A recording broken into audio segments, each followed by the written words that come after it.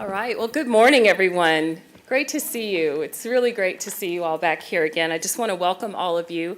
It's wonderful to see you all, and I'm thankful to see a lot of familiar faces, those that we met last year during the Women in Leadership series, but also some new ones, so it's really great to see you all. My name is Julianne Sinak, and I serve as the Director of Learning and Development here at UT Health, and also oversee the Leadership Institutes, which in part includes the Women in Leadership series.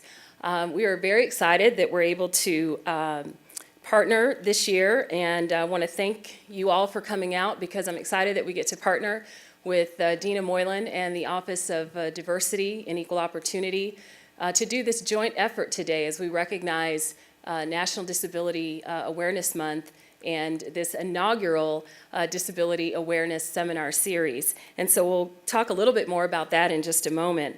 But I'm also excited because we get to launch into our second season of the Women in Leadership series. It has been so wonderful just to get the feedback and to hear from so many of you about how this program has made an impact in your lives, and we don't take that lightly. We have used your feedback not only to help shape this program again in this new season, but it has also served as a place of encouragement to know that the university is putting on a program that is actually, continuing to serve and meet the needs of our employees. So we're very thankful for that. It's been an exciting few months since our last session. If you'll recall, the last session that we had back in March included our Associate Vice Chancellor for the UT system, Tony Cuccolo, and our fabulous panel of women leaders right here at UT Health. And we learned a lot from that, did we not?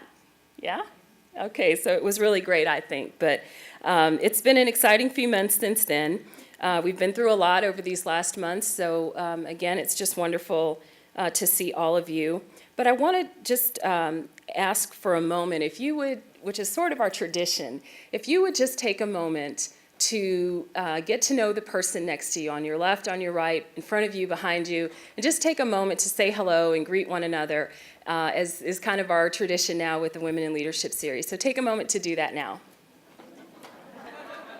All right, wonderful. And we'll have some time afterwards with the reception for you all to continue to socialize and to get to know one another. Socialization is such an important part of leadership and such an important part of awareness as well. So just a couple of items before we get started here. First and foremost, I want to extend some thanks and some acknowledgments. And first, I want to thank our Vice President of Human Resources and Chief Human Resources Officer, Mr. Eric Fournette, who is here with us today. Great to have you, and thank you for being here, just for his tremendous support to this program.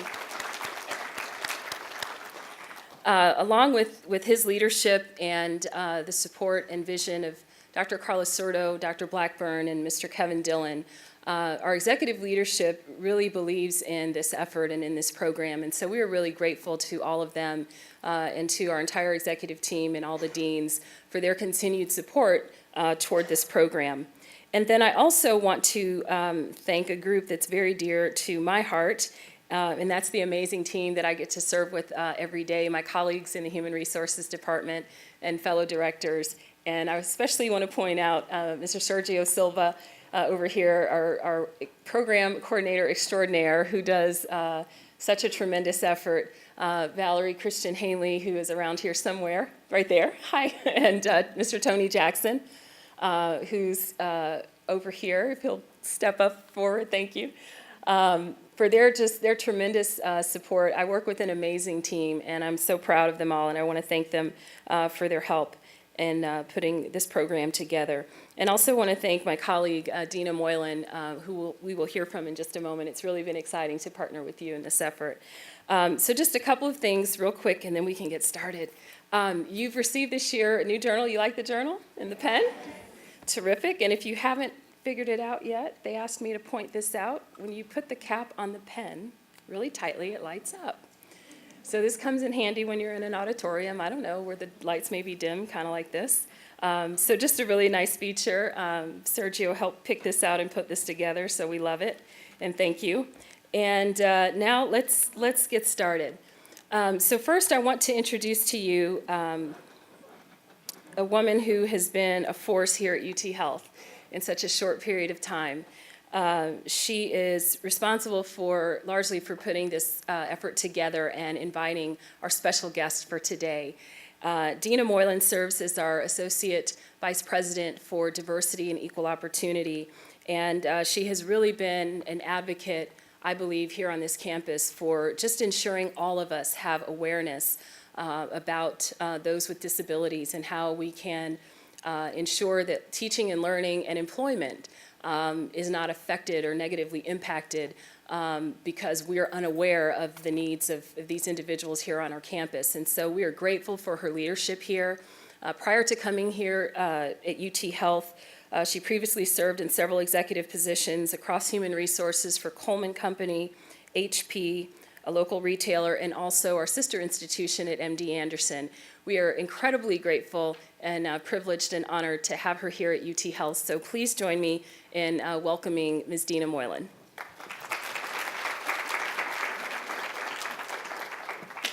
Good morning, everyone. It's my pleasure to be here today and to kick off our inaugural series on disability awareness. This is a conversation, an interactive dialogue that we're going to continue over the next year and hopefully coming years. As an institution of higher education, it's extremely important that we take the lead in trying to make sure that we raise our own level of awareness so that the next time you're buying a new table for a clinic room or you are working to help a new student acclimate to our campus that may have different challenges than you experience personally, that you're better prepared, that you're able to think about things differently and to open your mind to different perspectives. I think for me, it was a personal challenge. 15 years ago, my mother had a stroke and my whole world changed. In that context, I learned new challenges and new barriers that I had never experienced in my fully abled life. And for me, that became passion, and it turned into my work, and I'm very excited to have that opportunity to work in this capacity here at UT Health. Yesterday, we had our first speaker series with Dr. Lex Frieden, and today I could not be more excited to bring to you Ms. Haben Girma.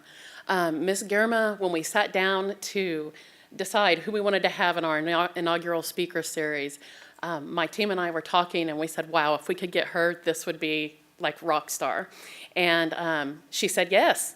So we were so excited to have her here with us today.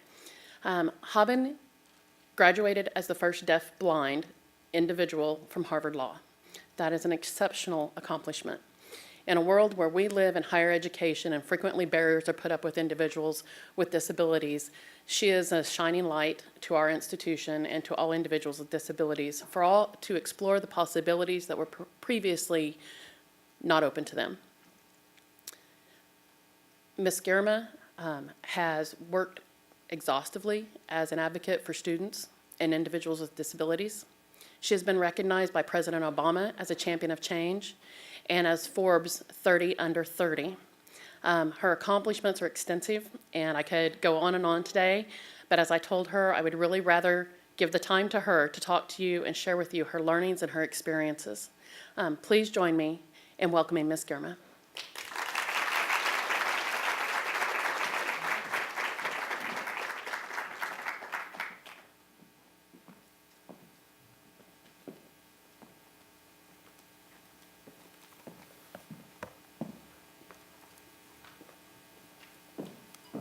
Good morning. Thank you for that amazing introduction. I'm really excited to be here. And as you learned, I'm deaf-blind. Public speaking is easy when you can't see the audience. I also can't really hear audience feedback.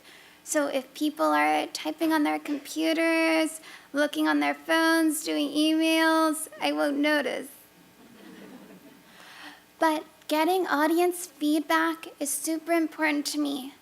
And just like anything in life, there's an alternative technique.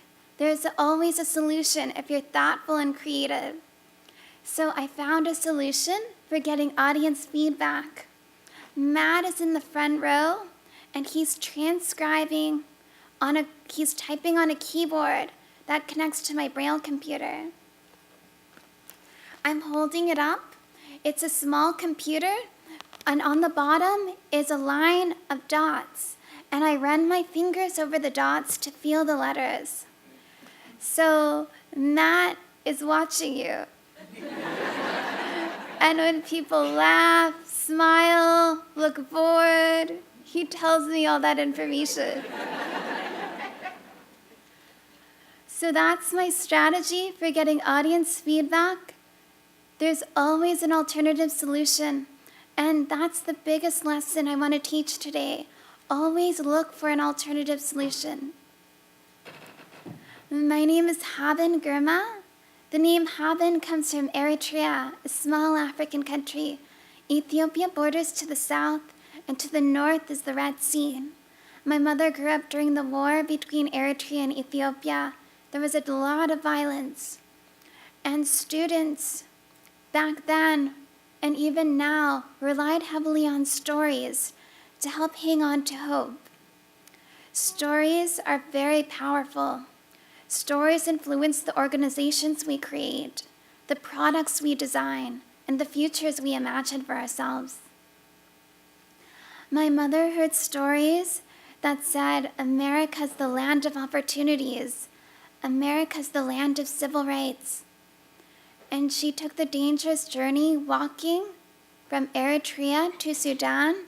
It took her about 2 weeks. And then she spent 10 months as a refugee in Sudan, and a refugee organization helped her come to the United States. Several years later, older, wiser, my mother realized it's not geography that creates justice. It's people that create justice. It's communities that create justice. All of us face the choice to accept oppression or advocate for inclusion. As the daughter of refugees, a Black woman, disabled, lots of stories say my life doesn't matter. I choose to create my own stories. I choose to create what disability, daughter of refugees, being Black, what all of that means to me. The dominant story for disability is very negative. We need to change that story. Disability is not the barrier. Disability is not something to overcome.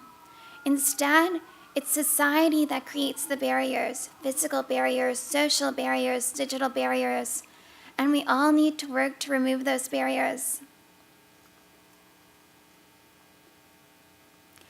There are lots of different strategies for accessing information. Braille is one. I can't see with my eyes, so I read with my fingers. I don't see obstacles around me, but I can use a white cane to identify those obstacles. Or I can have a guide dog and work with a guide dog to go around those obstacles. My guide dog's in the front row. Her name is Maxine. She's a small German Shepherd. And she was trained to go around obstacles and stop for cars. But I'm the one who's in charge. I tell her where we're going. Left, right, forward, so we work as a team. And those are some examples of alternatives techniques. Disability isn't the barrier, because humans can always find alternative ways of accessing information. The barriers are created by society, and we all have that choice to work to remove those barriers. When I was in college, I asked myself, what can I do to help remove barriers? How can I create the change I want to see in the world? I went to Lewis and Clark College in Portland, Oregon, a small liberal arts school. Lewis and Clark is very proud of their pioneer history. Their football team is named the Pioneers. Their newspaper is called the Pioneer Log. Their bus is called the Pioneer Express. And the bus's destination is Pioneer Square.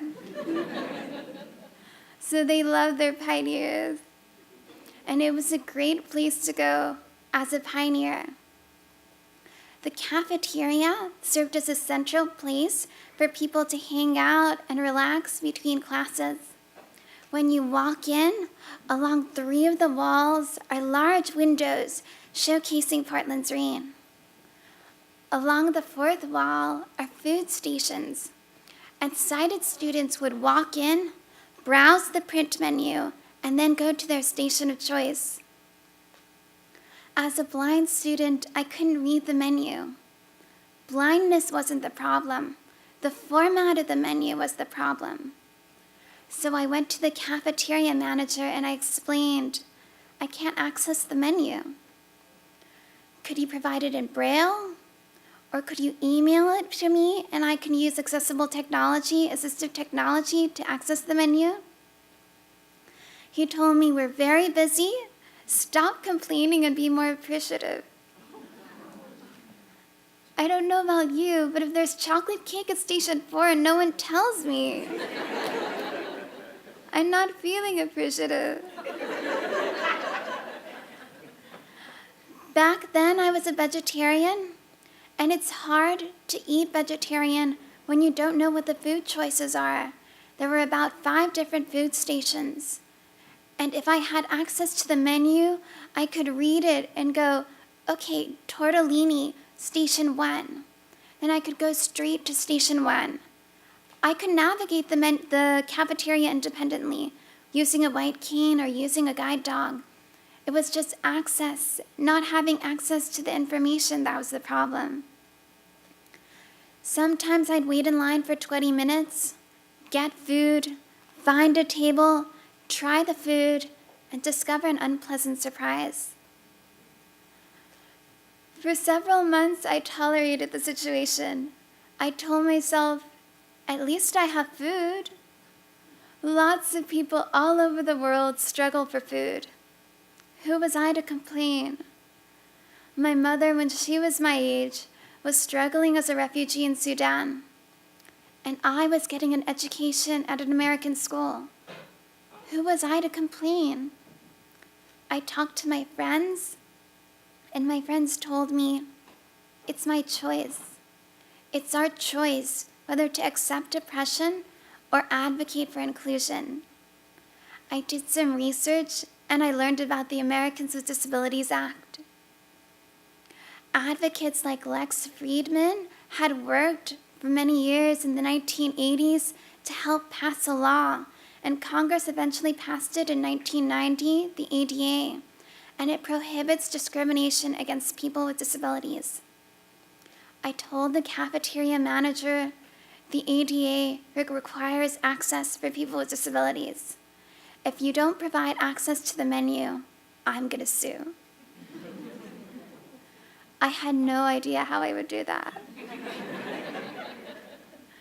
I was 19. I couldn't afford a lawyer. Now I know there are nonprofit law firms that will provide legal advice for free and take cases on for civil rights for free. But back then I didn't know that. All I knew is that I had to try. I had to choose to create inclusion and work to create the changes I wanted to see in the world. I had a dream of joining the civil rights movement. I had a dream of becoming a lawyer. I had a dream of eating that chocolate cake. After framing the issue as a civil rights issue, everything changed. The manager at the cafeteria realized I wasn't asking for a favor. I was asking them to comply with the law. And after that, they provided access to the menus. They would email the menus, and I can read it using my assistive technology on my computer. Life became delicious. The next year, another blind student came to the college. He didn't have to fight for access. He had immediate access to the cafeteria menu. And that experience taught me that I can create changes, that when I advocate, it doesn't just help me, it also helps other people. And that inspired me to go to law school. In 2010, I entered Harvard as their first deafblind student. Harvard told me, we've never had a deafblind student before. And I told Harvard, I've never been to Harvard Law School before. We didn't know exactly how it would work. We didn't have the answers. It hadn't been done before. So we pioneered our way using assistive technology and high expectations. I graduated in 2013, and can we move to the next slide, Matt? We have a photo from the graduation. I'm standing on stage. Dean Minnow is handing me the diploma. Maxine is also in the photo. Dean Minnow and I are wearing academic regalia, and Maxine has a fancy fur coat. What I just did is called image descriptions. And image descriptions help provide access to blind students, to blind individuals. When you post photos on social media, on your website, make sure you include image descriptions so that blind individuals can have access. Access is a choice. Inclusion is a choice. I want to share a little history about Harvard. Harvard didn't always choose inclusion. When Helen Keller was looking for a college to attend, Harvard wouldn't admit her, because back then Harvard was only for men. Women are smart. Helen Keller was smart. Gender was not the barrier. But the community at that time decided to exclude women. That was a choice. Over the years, Harvard has changed. Harvard has learned to open its doors to women, people of color, and people with disabilities. Disability, gender, race, those aren't barriers. The barriers are the choices people make. So we all have to choose inclusion and work to remove barriers. I want to show a photo that helps highlight inclusion. Next slide. We have a photo with Obama standing at a table, typing on a wireless keyboard. I'm also standing at the table, reading from a Braille display. President Obama usually communicates by voice. We explained that I'm deafblind, and I need people to type so that I can understand their words reading through digital Braille. And President Obama gracefully switched from voicing to typing so that I can connect and communicate and access his words. There are a lot of people who would choose not to do that. A lot of people would say, oh, that's different, that's weird. Inclusion is about stepping into the unknown, learning to try things differently to ensure that everyone has access. And when we choose inclusion, we role model inclusion. The people around us see that, and they learn from us. So when you choose it, you're influencing your community and helping encourage others around you to also be inclusive. Inclusion takes many forms. Next slide. Sign language is another form of communication. We have a video showing sign language. I'm signing with a young man who's using tactile American Sign Language. Sign language is also a form of innovation. Deaf individuals face a challenge. How do we communicate when we can't hear? The solution is to develop a visual language. And deaf communities all over the world have developed visual languages. The dominant one in the United States is American Sign Language. In France, it's French Sign Language. And across the pond, the Brits have created their own language that makes no sense to me. They call it British Sign Language. And British Sign Language, French Sign Language, American Sign Languages, those are all forms of innovation. The deaf-blind community is also innovative. And we found that by putting our hands over the signer's hands, we can feel the signs. And that's what's being done in this video. Another form of communication is dance. Next slide. We have a photo where I'm salsa dancing. And a lot of people assume that someone who's deaf-blind can't dance. Someone who's deaf and can see can watch other dancers and see the beat. Or they can watch the hands of the musicians and see the beat. Someone who's blind and can hear can hear the music and hear the beat and dance in response to the beat. What I do is I do partner dances like salsa, and through the hands of the people I dance with, I could feel the beat. And that's how I experience music and dance. There are some signals in salsa that are visual, and the people I dance with choose to switch those signals from visual to tactile so that I can have access. My access to dance depends on communities choosing to be inclusive. I found inclusive dance communities in San Francisco and New York and other places. It's all about communities saying, let's try, let's figure it out, let's make this work. Next slide. Why do they bother? Why do communities bother making something inclusive? There are lots of good reasons. One reason is the reach. You reach more people. There are 57 million Americans with disabilities and 1.3 billion people with disabilities around the world. That's a huge market. So when you make your services accessible, your schools accessible, you reach more people. You get to tap into a larger talent pool.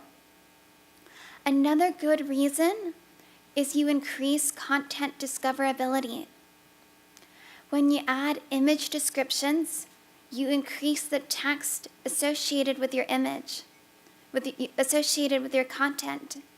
When you add captions and transcripts for your videos and podcasts, you increase the text associated with your content. And that improves search engine indexability, so more people can find your work through keyword searches. Facebook has reported that videos that have captions, on average, have an increased viewership by about 12%. So it's not just deaf individuals, but hearing individuals also have greater access to your content. Another great reason is innovation. A lot of the technologies we use today have been inspired by disability. A lot of these stories are hidden, so we don't hear about them, but I'm going to share two of them with you. One story is about two friends. In 1808, there were two friends, one sighted, one blind, in Italy. And they lived far apart in Italy. They wanted to be able to send each other letters. This was before Braille, before email. And back then, if a blind person wanted to write a letter, they'd have to find a sighted person to write down their letter for them. These two friends couldn't do that. Their letters had to stay secret. They were love letters. So they used this as an opportunity to design something new. They treated it as a design challenge. And they thought, how can we produce print, write letters in a system that doesn't require sight? And they developed the first working typewriter. Because with a typewriter, you just need touch to be able to touch a key to produce print and letters. And nowadays, lots of people use keyboards, and some of the fastest typists are touch typists. Another example, Vinton Cerf is one of the fathers of the internet. He's deaf, hearing impaired. And before the internet existed as we know it today, a lot of deaf people struggle to communicate long distance. Vinton Cerf developed the earliest email protocol. Through email, he can communicate with people without having to strain to hear on the phone. Disability drives innovation. Lots of people use email today. Hey Matt, have you seen any people typing on email?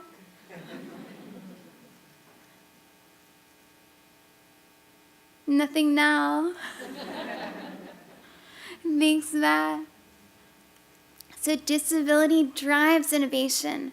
Difference makes us stronger because it brings in different ways of accessing information. New ideas emerge, driven by disability. These are all great reasons to choose inclusion, to make your schools more accessible. You reach more people, you increase content discoverability, and you increase innovation. If you're still not persuaded, there's another reason, the law. You meet legal requirements when you choose inclusion. There have been a lot of lawsuits lately regarding the lack of access at schools. The New York Times just today had an article about 8 schools in New York being sued because their websites had access barriers. The Americans with Disabilities Act also applies to digital services, and it's really important to make sure digital services, websites, apps are accessible. What does it mean to have a website accessible? I'll give several examples. The first example is screen reader access, and I have a short video that demonstrates what screen reader access looks like. Next slide. A screen reader is a program that converts graphical information to speech or digital braille. The screen reader on the iPhone is called VoiceOver. VoiceOver also works on the Mac, iPad, and the Apple Watch. So when I'm using my phone, I use VoiceOver. VoiceOver can speak out loud and send information to the digital braille display. News. Checking for news. National Geographic. Unread. World's largest rodents on lamb from Toronto Zoo. I'm panning right on the braille display using the advanced forward button. If I wanted to instead use hand gestures on the iPhone, I could flick right with one finger. To open an item, I can double tap anywhere on the screen. Text size. Caption. Title. Title. World's large title.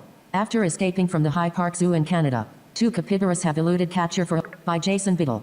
Published June 9. Most people do their best to avoid rodents of unusual size. But after a pair of capybaras escaped from Toronto's High Park Zoo on May alert. Gordon. Hi, I'm at the door. Sushi. Pot of food. Fish cake with swirl design.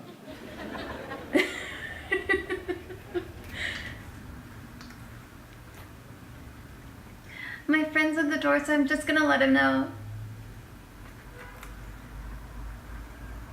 Close. Button. Reply. Button. Messages notification.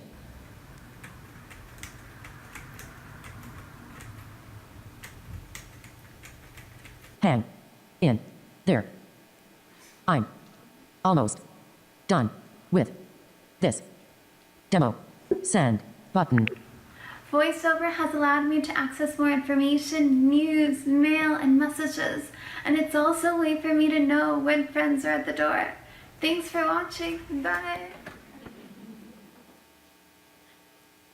Next slide that says accessibility features. So VoiceOver is a screen reader on iOS and Apple products. There's also screen readers on Windows and Android. And when you design your websites and apps to be accessible, then blind individuals can use the websites and apps.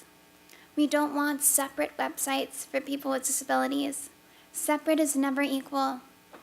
We want mainstream services, the main website and app, to be accessible to everyone.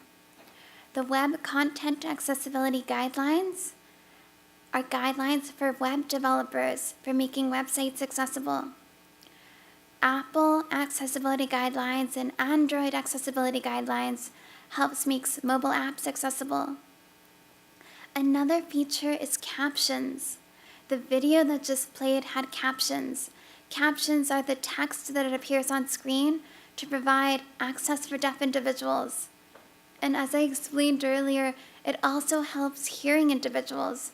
Hearing people sometimes want to watch videos and don't want others to know they're watching a video. So they'll turn the audio off and watch the captions. And Adding captions significantly increases view time, so it benefits content developers. More people will watch your videos. Accessibility also means support for assistive devices. Braille displays, switch control. Switch control helps individuals with limited mobility. Maybe someone can't use a standard keyboard or a standard mouse, then they'll navigate the computer using switch control. These are some accessibility features that exist today. Keep innovating. Keep developing new ways for people to access information. Don't stop developing, innovating, being creative. Our goal is to make sure all information is accessible. Don't make assumptions about what people with disabilities can or can't do. Instead, strive for everything to be inclusive. I'll give an example. Several years ago, I went to China for the first time. When I arrived in Beijing, I was exhausted, and I went straight to my hotel, and before taking a nap, I explored my hotel room. I found something really strange. I felt it in my hand, checking it out, trying to figure out what it was. It almost felt like a piece of fruit. So I thought, should I taste it? I was really curious to find out what it was, but not so curious that I would bite into an unknown object. So instead, I took a picture and texted it to a friend, asking, "What is this?" Next slide. It was dragon fruit. And I realized I like dragon fruit. A lot of people might think that blind individuals would never use a camera and would think, don't bother making cameras or camera apps accessible. But we do use cameras. We take pictures to share moments, to find out what strange things are, and lots of different reasons. So the goal is to make everything accessible. Don't assume what people with disabilities can or can't do. We'll surprise you. We'll find new ways to use things and access information. So strive to make every website, every diagram, every chart, every textbook accessible to everyone. Next slide. Coming out of this presentation, I'd love for everyone here to look around their communities, your classrooms, your offices, and look for potential barriers. You could also do surveys, ask people to submit their information, their findings about what potential access barriers they notice around the campus. It could be physical barriers, rooms that aren't wheelchair accessible. They could be digital barriers, websites, videos that are not accessible, or it could be social barriers, assumptions that are unfairly being made. We all need to become advocates. We all need to work to identify and remove barriers. And for digital barriers, the website accessibility guidelines and Android and Apple accessibility guidelines are a great resource for web developers and app developers. We also want to increase hiring of people with disabilities. We need people with disabilities in leadership positions. We need people with disabilities as professors and lecturers. We also need them as students. Disability drives innovation. Diverse teams are stronger teams. Lastly, teach your colleagues, your classmates about inclusion. Teach them about the benefits. Turn everyone into an advocate. Next slide. I'm playing a video that shows me exploring the City Museum in St. Louis. I had no idea what to expect. I couldn't see the path. I couldn't see the obstacle course. There's a vertical obstacle course that goes about 4 stories up into a dome. And even though I couldn't see the path going forward, I I went forward as a pioneer. I explored, I reached up, I found the path. Don't be afraid of the unknown. The unknown is scary when it stays unknown. We need to all move forward and explore, find new ways of doing things, find new ways of creating access for students with disabilities, for faculty with disabilities. It's up to all of us to work together to become more inclusive. My name is Haben Girma, and I hope you'll all join me in making our world more inclusive. Thank you.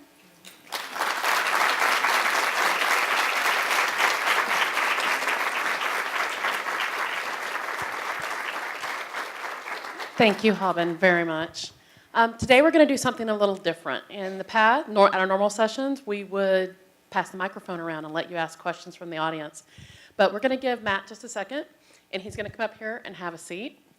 And we would like to invite anyone who has questions for Haben to queue up on the sides. Sergio and Tiffany are there available to greet you, and we'll allow you to come down and try out some of this great technology. You can type your own question for Haben today, and she'll respond using her Braille reader. So I'm going to give everyone a minute to get queued up for your questions and for Matt to make his transition.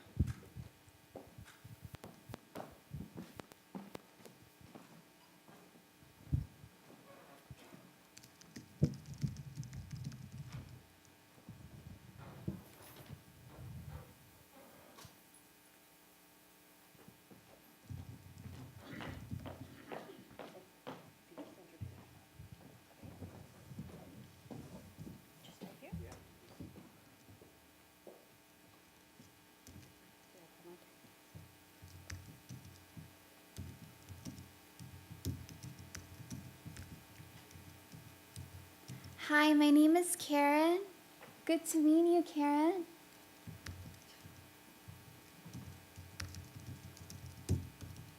It's good to meet you. It's good to meet you too.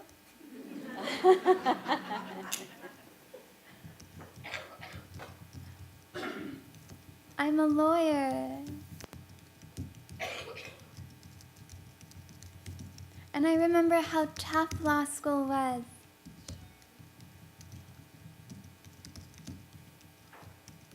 What was your greatest challenge? At Harvard. My greatest challenge was the unknown. I didn't have other deafblind students that I could turn to and say, how did you go through Harvard Law School? Everything was an unknown. But the community at Harvard chose to be inclusive. They hadn't always been inclusive, and they still have problems.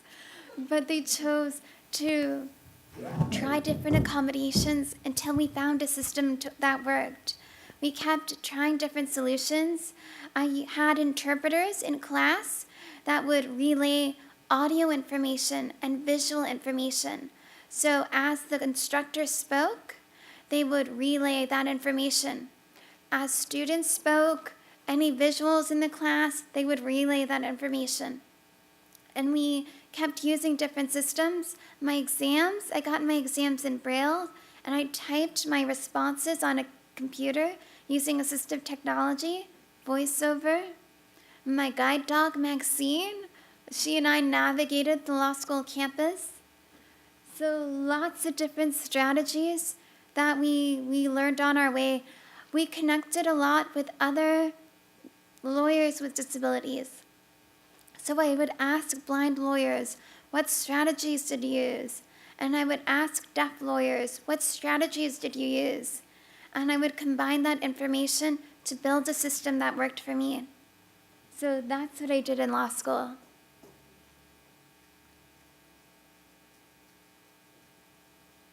Thank you so much. Thank you, Karen.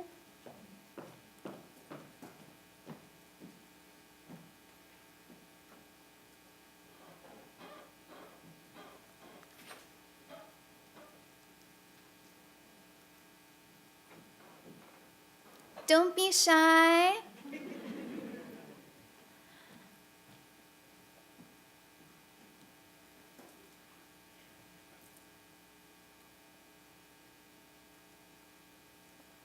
Hello.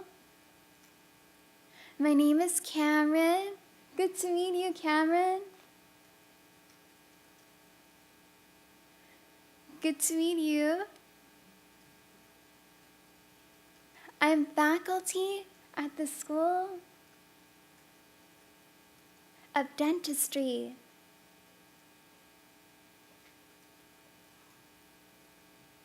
How can we make health professional schools more accessible? Start by working to identify all the barriers that exist. And you can look around yourself and try to identify barriers. You can hire accessibility consultants to help look and identify barriers. Ask current and past students with disabilities and faculty with disabilities to help identify barriers, and then work to remove those barriers. Thank you. You're welcome.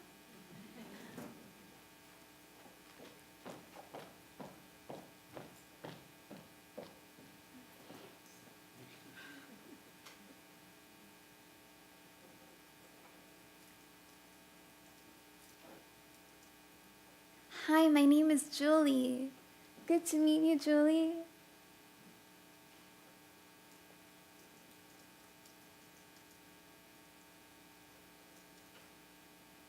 Nice to meet you, too.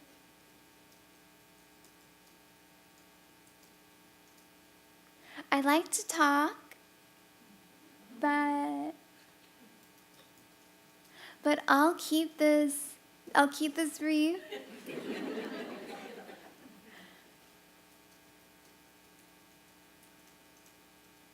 You're an inspiring person who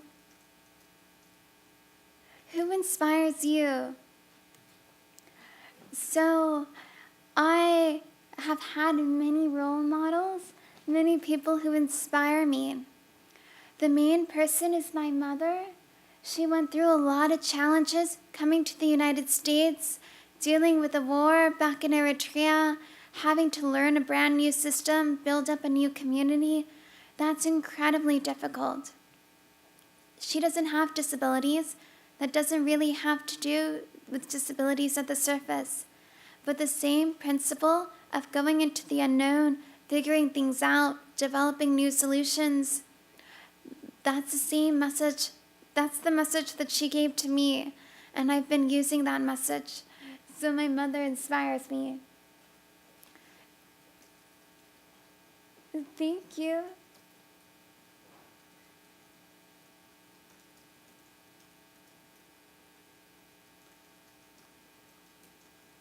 So many people are inspired by their parents.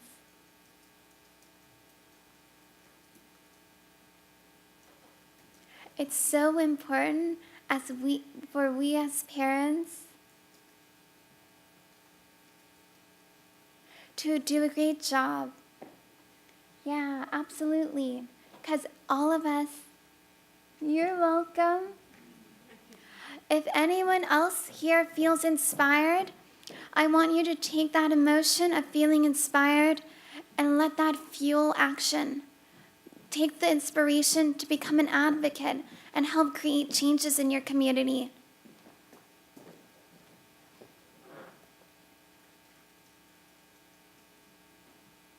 Hi.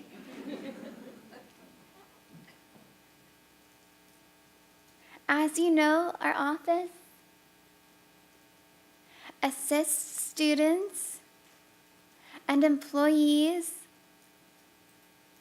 with ADA accommodations.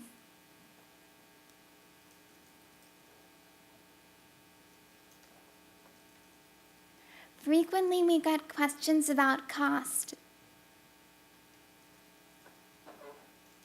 In your experience,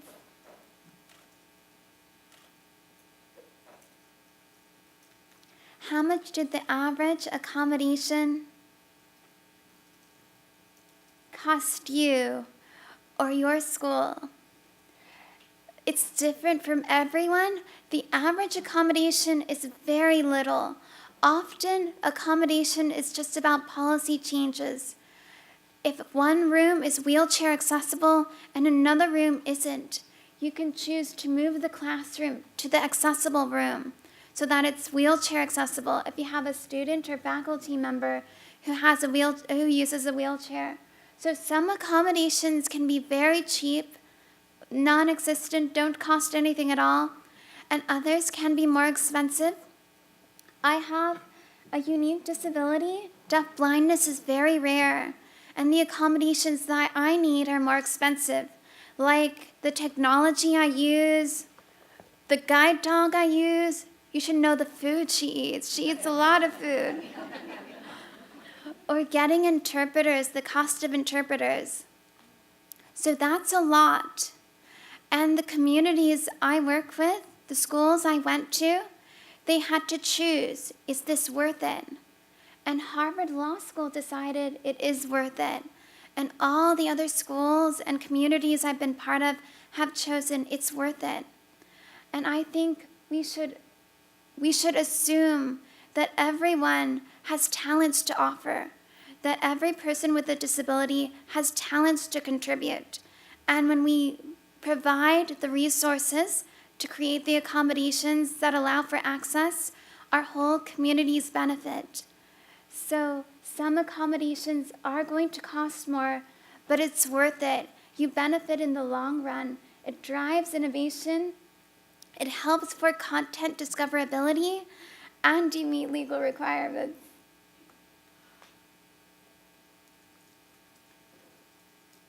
Thank you. That is a great example of ROI, return on investment. Thank you.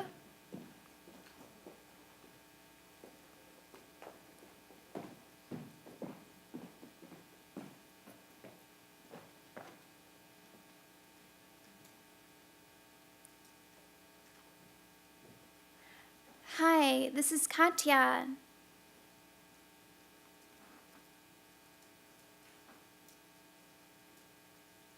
I'll try not to spell anything wrong. Don't worry about spelling and grammar. Most of the time, the audience can't tell.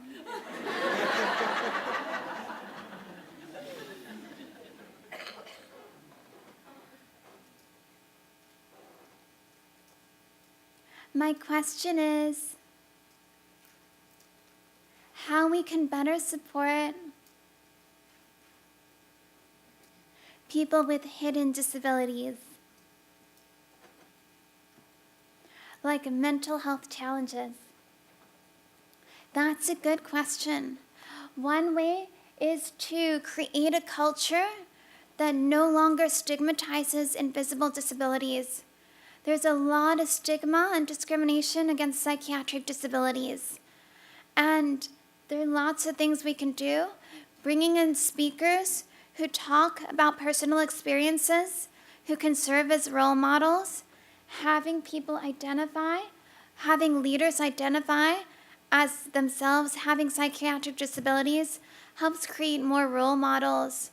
Assurances from the college, demonstrations from the university that there won't be discrimination against individuals with psychiatric disabilities. So there's lots of different things we can do to help combat the stigma, and it's all about culture. Thank you so much. You're welcome.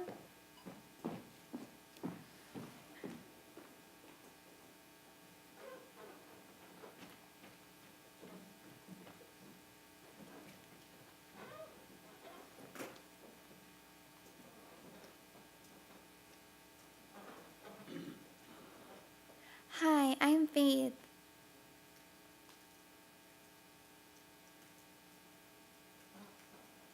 I'm a mother and have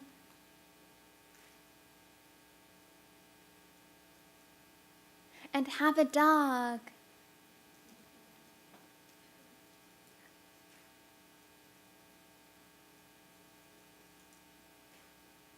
You must have a great mother.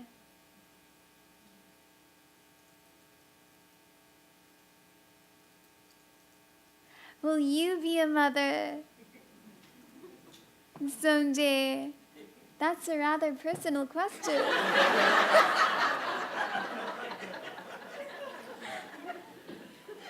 And the answer is, I don't know.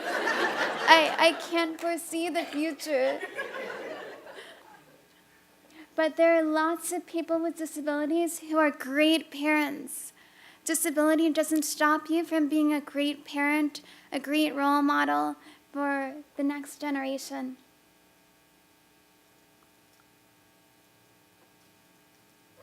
I'm proud of you.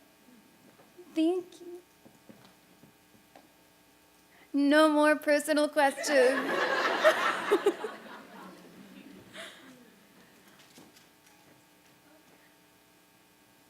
Lots of laughter.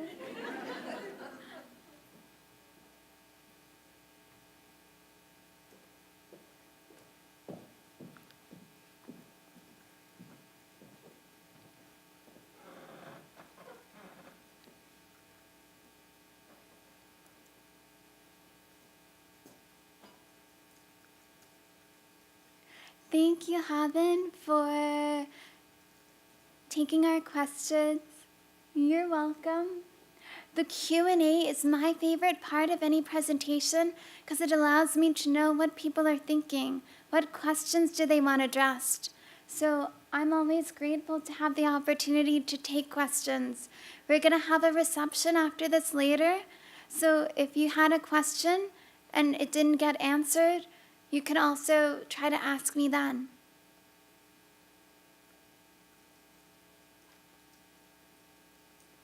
We're very excited to have you as one of our inaugural speakers in this series.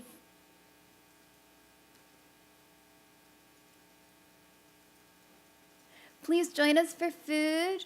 We have chocolate. Thank you for arranging to have chocolate.